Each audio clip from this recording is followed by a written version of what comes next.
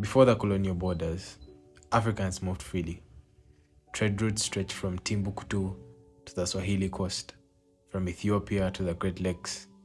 Gold, goods, knowledge, culture, all moved freely without visas. Africa was connected long before it was divided. Now look at this map. This is the global air traffic today.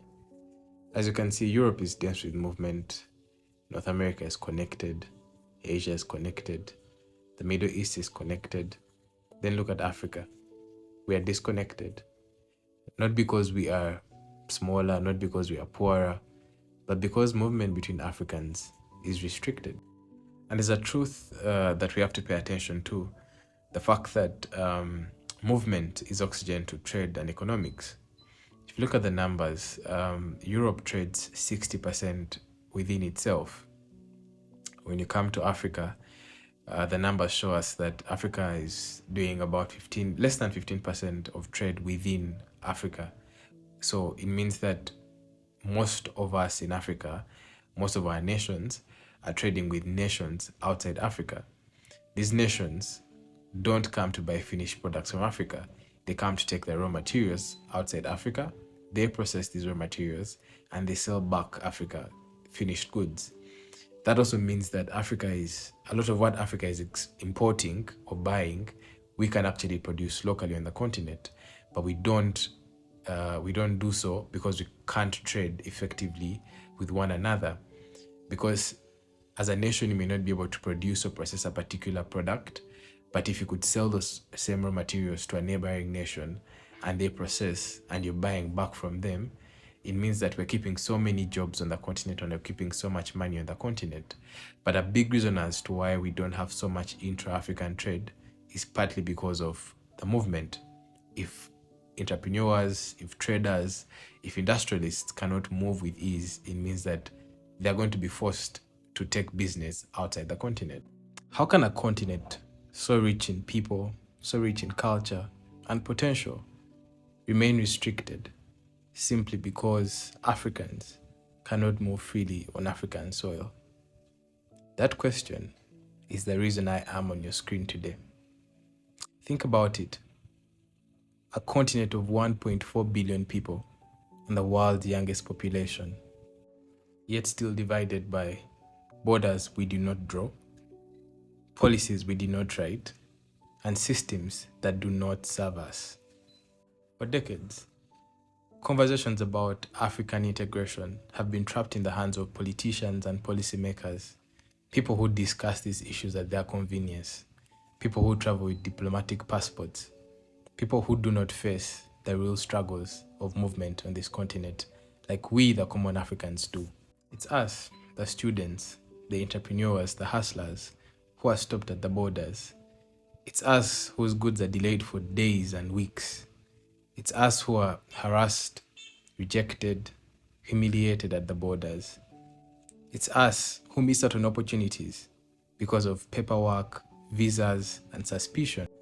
We have waited for them to build the Africa they speak about in their speeches, but they didn't.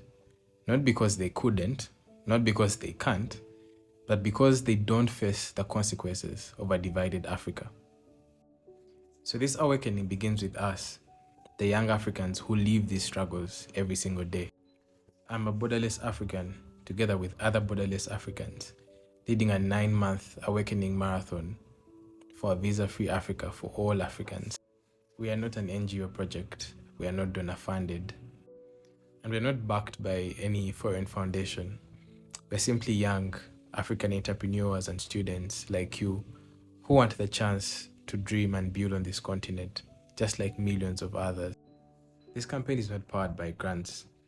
It's powered by truth, by courage, by urgency for movement, the single greatest catalyst for Africa's socio-economic transformation. Free movement is not just a policy demand, it's the key that unlocks trade, innovation, entrepreneurship, infrastructure, cross-border learning, jobs, and that organic unity that African people have always deserved. And I want to remind you, young African listening to me, that for the past 5 decades, Africa has received more aid than any other continent in history. And yes, aid has helped, but I want to assure you that aid will not build for us the Africa we desire.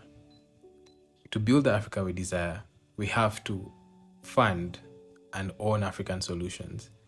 And I want to also remind you that no one is coming to save us, not even our politicians, not the donors. We have to combine resources as young people.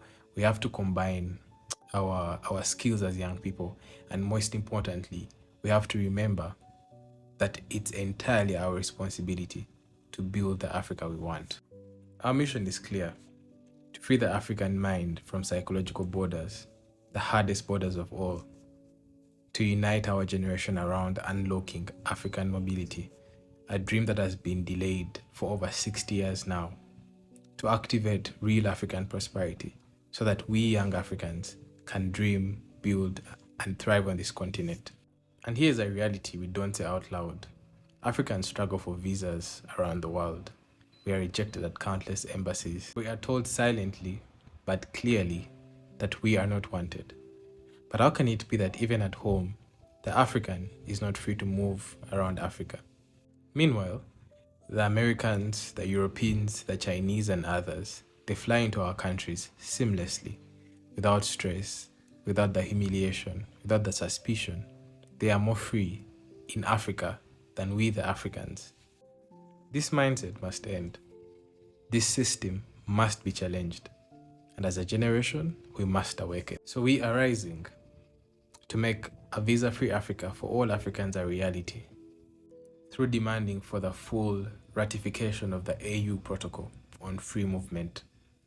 We want the common market, the African common market, to become a living reality in Africa, not just another PDF on a website, another theme of discussion at conferences.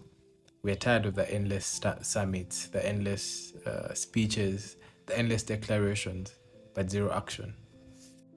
The African Union actually has every protocol we need to build a better Africa, but these protocols are inactive.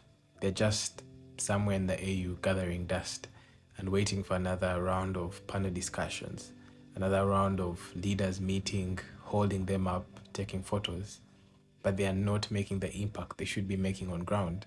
As African youth, we have to understand these protocols, but also push the AU to make these protocols active.